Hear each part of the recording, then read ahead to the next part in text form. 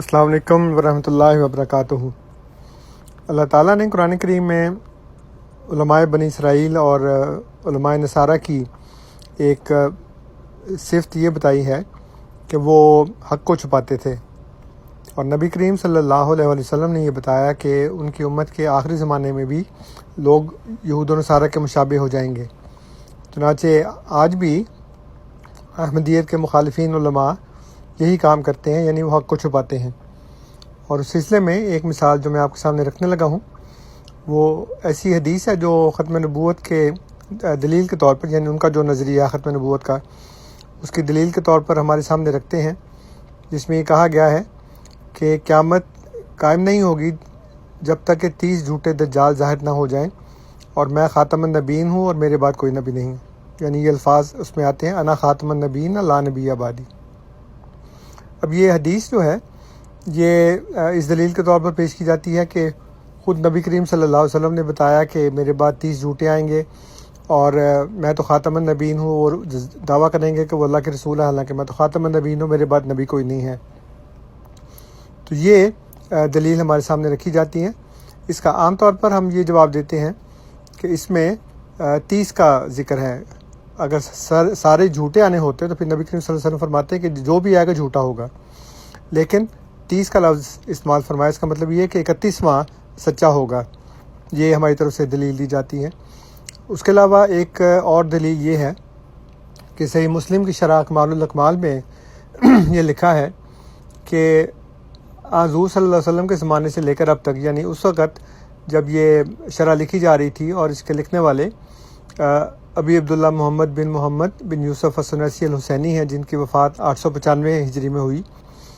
तो वो लिखते हैं कि अगर हुज़ूर सल्लल्लाहु अलैहि वसल्लम के ज़माने से लेकर अब तक ये ज़माना गिना जाए तो इस हदीस की सदाकत ज़ाहिर हो चुकी है, क्योंकि इसमें इतने ही लोग झूठी नबूवत का दावा कर चुके हैं। वो लिखते हैं कि कौले ही हत्ता यबसा दज्जालूना कज़्ज़ाबूना करीबन मिन सलासीना कुल्लुहुम यज़म अन्नहु रसूलुल्लाह हाज़ल हदीस ज़हरा सदक़हु बिअन्नहु लौ अद्दा मन तनब्बा मिन ज़मनिही सल्लल्लाहु अलैहि वसल्लम इलल आन बलगा हाज़ल अदद।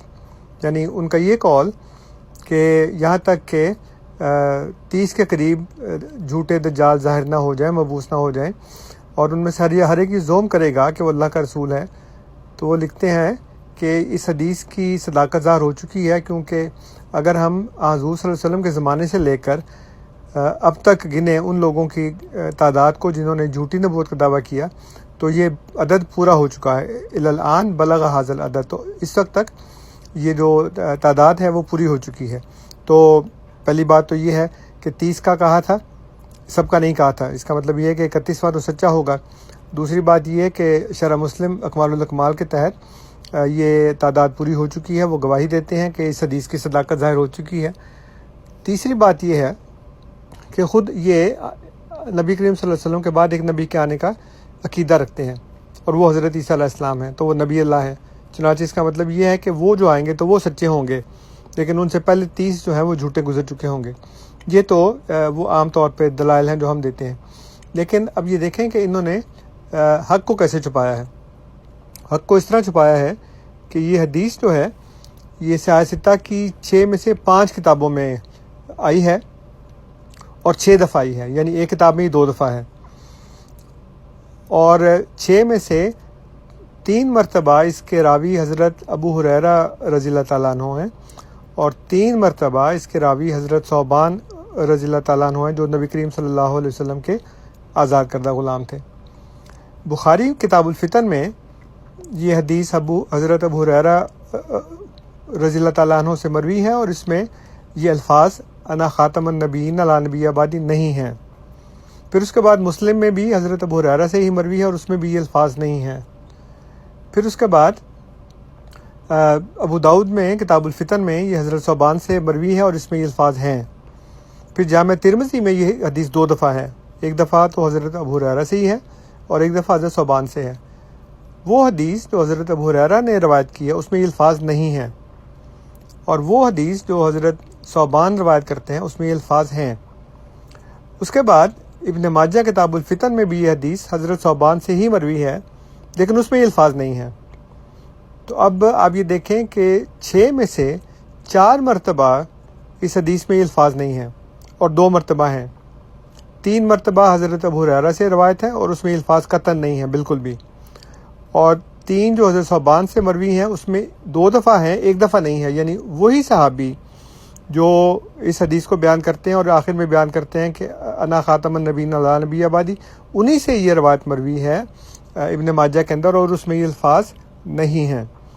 اب دیکھا جائے تو صحت کے لحاظ سے جیسے کہ یہ بھی مانتے ہیں کہ بخاری جو ہے وہ اصح الکتاب بعد کتاب اللہ ہے، یعنی اللہ کی کتاب کے بعد سب سے صحیح کتاب، اس میں یہ الفاظ نہیں ہیں.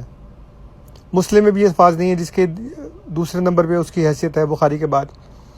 تو یہ بڑی دھوکہ دہی کی واردات ہے کہ آپ ایک حدیث کو بیان کرتے ہیں لیکن جو سب سے صحیح کتاب ہے اس میں یہ الفاظ نہیں ہیں، اس کو نہیں بیان کرتے کہ اس میں نہیں ہے. یہ ایسا ایک تاثر دیتے ہیں گویا یہ ایک ہی مرتبہ حدیث آئی ہے اور اس میں یہ الفاظ موجود ہیں اور اس کے علاوہ یہ حدیث کسی بھی جگہ کسی اور نے بیان نہیں کی. اور یہ جو ابو داؤد ہے اس سے زیادہ بڑی مستند کوئی حدیث والی کتاب نہیں ہے. اب وہ تو بتاتے نہیں کہ ابو داؤد میں سے ہے، صرف یہ حدیث بیان کرتے ہیں کہ انہوں نے فرمایا کہ میرے بعد 30 جھوٹے آئیں گے اور وہ زوم کریں گے کہ وہ اللہ کے رسول ہیں، حالانکہ میں تو خاتم النبیین ہوں اور میرے بعد نبی کوئی نہیں ہے. تو یہ آپ دیکھیے کہ 6 مرتبہ یہ حدیث بیان کی گئی ہے جس میں سے 4 میں یہ الفاظ نہیں ہیں. 3 مرتبہ حضرت ابو ہریرہ اس کے راوی ہیں، اور حضرت ابو ہریرہ کے متعلق سب جانتے ہیں کہ وہ کثرت سے روایت کرتے تھے اور ان کی یادداشت نبی کریم صلی اللہ علیہ وسلم کی دعا کی برکت سے بہت اچھی تھی. اور پھر ان سے جو روایت لی گئی ہے وہ بخاری اور مسلم میں ہے. لیکن یہ علماء دھوکہ دینے کی خاطر لوگوں کو یہ نہیں بتاتے کہ 6 مرتبہ بیان کی گئی اس حدیث میں سے 4 میں یہ الفاظ موجود نہیں ہیں. اور جس راوی سے آپ یہ روایت کرتے ہیں حضرت ثوبان رضی اللہ تعالیٰ عنہ سے، ان میں سے بھی 3 میں سے 1 میں نہیں ہے یہ الفاظ، 2 میں ہیں.